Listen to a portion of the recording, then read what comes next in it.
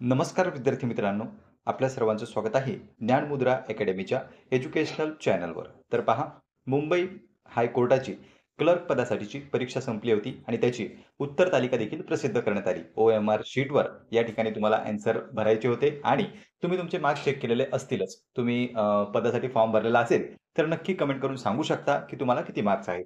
आपण या व्हिडिओमध्ये कट ऑफबद्दल डिस्कशन करणार आहोत आणि त्यासोबतच अधिकृत जाहिरातीमध्ये काय-काय प्रोसिजर सांगितलेली आहे, त्याही बाबत माहिती घेऊया. चला तर मग सुरुवात करूया आजच्या व्हिडिओला. तुम्ही जर पहिल्यांदा आलेले असाल तर चॅनलला सबस्क्राईब करून घ्या. डिस्क्रिप्शन बॉक्समध्ये टेलिग्रामची लिंक आहे. ग्रुपला तुम्ही जॉइन होऊ शकता. म्हणजे नवीन जाहिरातीच्या सर्व अपडेट्स तुम्हाला टेलिग्रामवर प्राप्त होतील आणि त्यासोबतच जर तुम्हाला व्हिडिओ आवडला तर व्हिडिओला देखील एक लाईक तुम्ही करू शकता. ही आहे जी आपली अधिकृत जाहिरात आली होती, ती जाहिरात. यामध्ये तुम्ही पाहू शकता क्लर्क पदासाठी जाहिरात आली होती.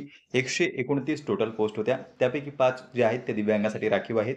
जर सिलेक्शन लिस्ट आपण पाहिली तर ती आहे 124 ची आणि हे दोन्ही मिळूनच 129 पोस्ट होतात. म्हणजे ॲक्चुअलमध्ये फक्त 129 पोस्ट भरल्या जाणार आहे.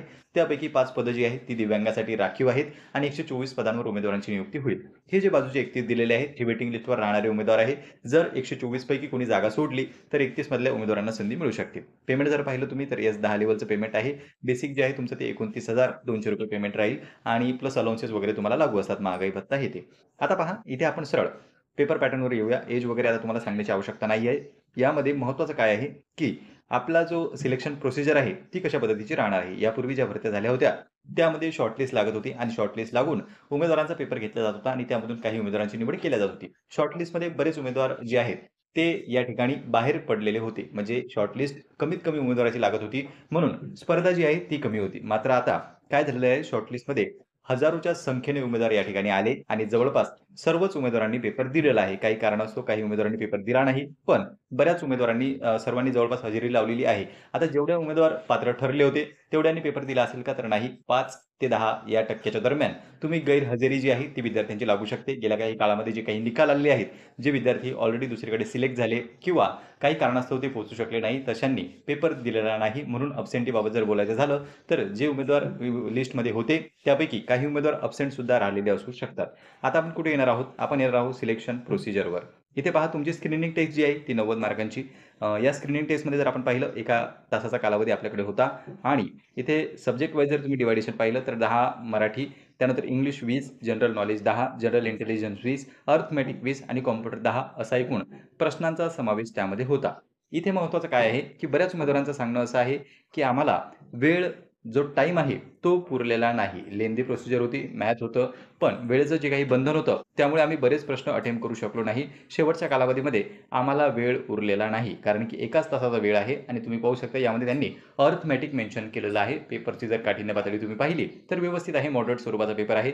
त्यामध्ये वेळ खाऊ तो पेपर आपल्याला वाटतो. इथे जर आपण वेळ पाहिला, वेळेचा आणि पेपरचं दोन्हीचं एनालिसिस केलं, तर नक्कीच असं लक्षात येतं, की पुरेसा वेळ मात्र जर टाईम मॅनेजमेंट व्यवस्थित केलं नाही किंवा तुम्ही स्पीड जर धरली नाही, तर वेळ मात्र कमी पडू शकतो. त्याचमुळे काय झालं, बरेच प्रश्न विद्यार्थ्यांसाठी अटेम्प्ट करता आले नाही आणि त्यांचा स्कोर कमी झाला. आता आपण जर खाली आलो, तर त्यानंतर टायपिंग टेस्ट होणार आहे. यापुढची तुमची प्रोसिजर काय राहील? आता जे उमेदवार स्क्रीनिंग टेस्टमध्ये पास झाले किंवा क्वालिफाय झाले, त्यांची टायपिंग टेस्ट होणार आहे. टायपिंग टेस्टबद्दल आपल्याला बोलायची आवश्यकता नाही. जे होतील अगोदर त्यांनी दिलेली असेल. इतर विभागाच्या ज्या काही झालेल्या आहेत, त्याचप्रमाणे इथे देखील त्या होणार आहेत. मागे जिल्हा न्यायालयांची जी भरती आली होती, तिथेही जी टायपिंग टेस्ट आहे ती घेण्यात आली होती. नंतर जो वायवा आहे तुमचा, तो सुद्धा होणार आहे. मिनिमम 16 मार्क्स तुम्हाला वायवामध्ये घ्यावे लागतील. अशा पद्धतीची स्क्रीनिंग टेस्ट होती. हा पेपर झालेला आहे. पेपरबद्दल जास्त बोलण्यात काही अर्थ नाही. ऑलरेडी तुम्ही पेपर दिला. आता तुमचे मार्क्स किती आहे तेही तुम्हाला कळालेलं आहे. विषय आहे कट ऑफच्या बाबतीत. कट ऑफबद्दल पहा मित्रांनो, यापूर्वी जे कट ऑफ लागत होते, तिथे फक्त क्वालिफाय इन नेचर म्हणजे क्वालिफाइंग मार्क्सवर उमेदवार घेतले जात होते. त्याचं कारण असं होतं, की ऑलरेडी शॉर्टलिस्ट लागत होती आणि शॉर्टलिस्टमध्ये न्यायालय इतर उमेदवारांना बाहेर नेत होतं. म्हणजे आपण फॉर्म भरा, ऑफलाईन फॉर्म भरायचा होता. ऑफलाईन फॉर्म पोटाळल्यानंतर शॉर्टलिस्टमध्ये फक्त काही मोजक्या उमेदवारांची नावे येत होती आणि ज्या म्हणजे ते सर्व उमेदवार जर लेखी परीक्षा त्यांनी दिली आणि जे क्वालिफाइंग मार्क्स आहेत ते जर त्यांनी मिळवले, तर ते सर्व उमेदवार म्हणजे 100 पैकी तुम्ही 45 या ठिकाणी गृहीत धरू शकता. 45% ज्यांना पडले ते सर्व जवळपास परीक्षेसाठी पात्र ठरत होते. म्हणजे परीक्षा पास झाले असं ठरत होते आणि क्वालिफाइंग टेस्ट म्हणजे त्यानंतर जी तुमची टायपिंग टेस्ट होणार आहे त्यासाठी सुद्धा ते पात्र ठरत होते. मात्र आता काय झालेलं आहे, सध्या भरपूर उमेदवारांना शॉर्टलिस्ट करण्यात आलं आणि उमेदवारांची संख्या वाढली. तर आता पॉसिबिलिटी आहे की ते कट ऑफ लावतील.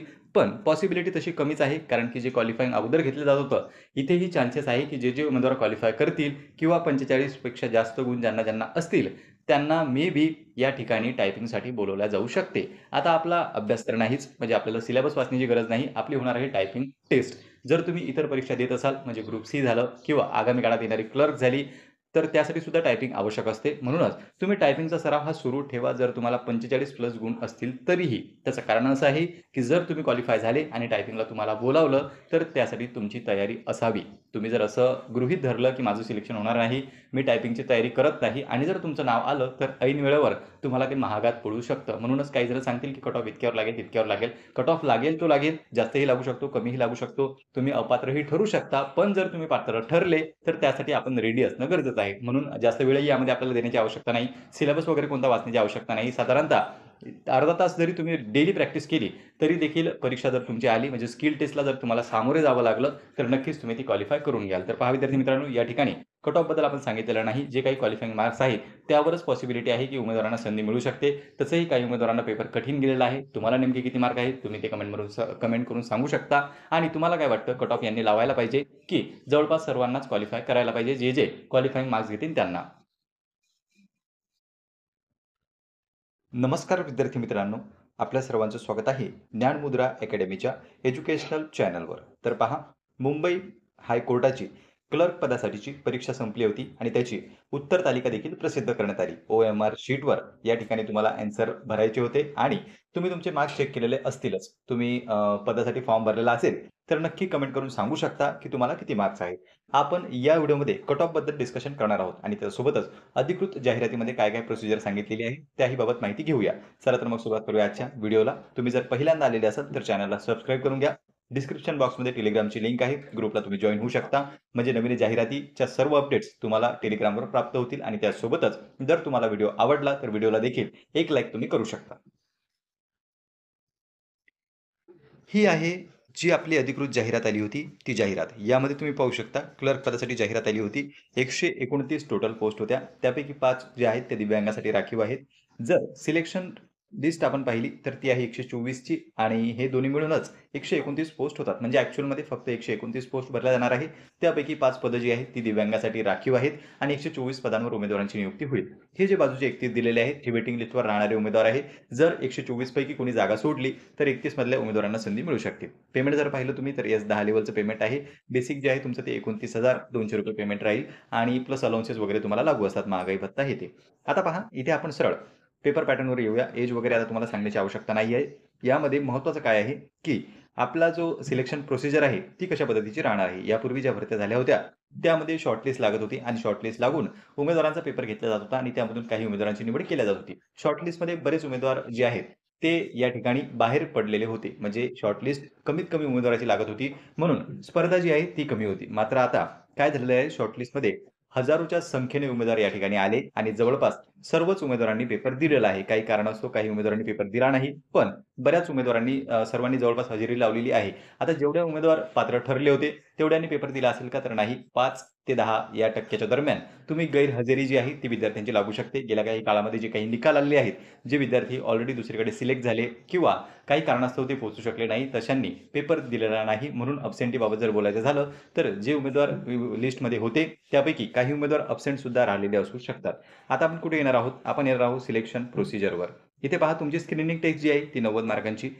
या स्क्रीनिंग टेस्टमध्ये जर आपण पाहिलं, 1 तासाचा कालावधी आपल्याकडे होता आणि इथे सब्जेक्ट वाईज जर तुम्ही डिव्हायडेशन पाहिलं तर 10 मराठी, त्यानंतर English 20, general knowledge 10, general intelligence 20, arithmetic 20 आणि कॉम्प्युटर 10 असा एकूण प्रश्नांचा समावेश त्यामध्ये होता.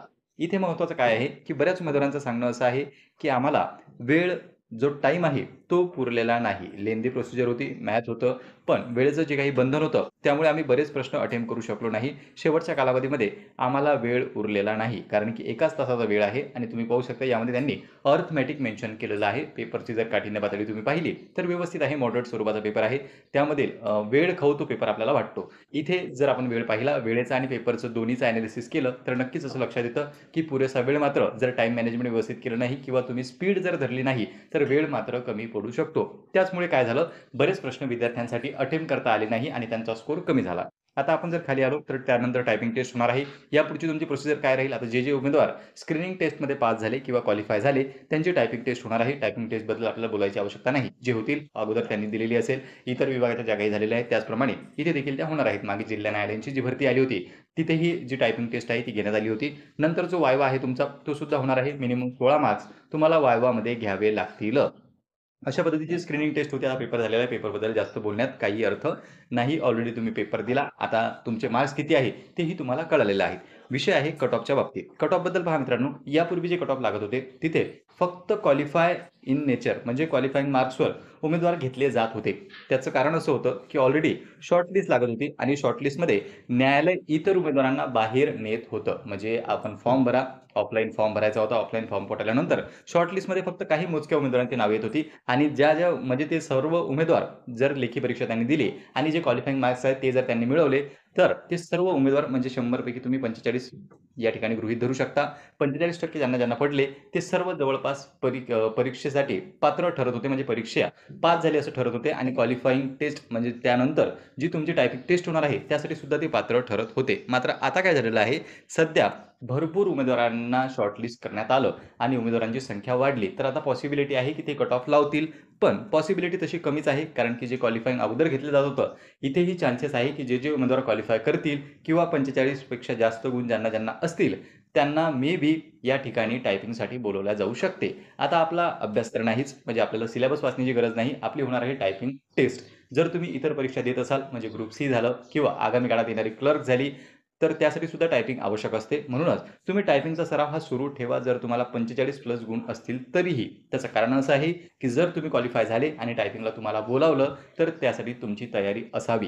तुम्ही जर असं गृहीत धरलं की माझं सिलेक्शन होणार नाही, मी टायपिंगची तयारी करत नाही आणि जर तुमचं नाव आलं, तर ऐन वेळेवर तुम्हाला ते महागात पडू शकतं. म्हणूनच काही जण सांगतील की कट ऑफ इतक्यावर लागेल, तितक्यावर लागेल. कट ऑफ लागेल तो लागेल, जास्तही लागू शकतो, कमीही लागू शकतो. तुम्ही अपात्रही ठरू शकता. पण जर तुम्ही पात्र ठरले, तर त्यासाठी आपण रेडी असणं गरजेचं आहे. म्हणून जास्त वेळही यामध्ये आपल्याला देण्याची आवश्यकता नाही. सिलेबस वगैरे कोणता वाचण्याची आवश्यकता नाही. साधारणतः अर्धा तास जरी तुम्ही डेली प्रॅक्टिस केली, तरी देखील परीक्षा जर तुमची आली म्हणजे स्किल टेस्टला जर तुम्हाला सामोरे जावं लागलं, तर नक्कीच तुम्ही ती क्वालिफाय करून घ्याल. तर पहा विद्यार्थी मित्रांनो, या ठिकाणी कट ऑफबद्दल आपण सांगितलेलं नाही. जे काही क्वालिफाईंग मार्क्स आहेत, त्यावरच पॉसिबिलिटी आहे की उमेदवारांना संधी मिळू शकते.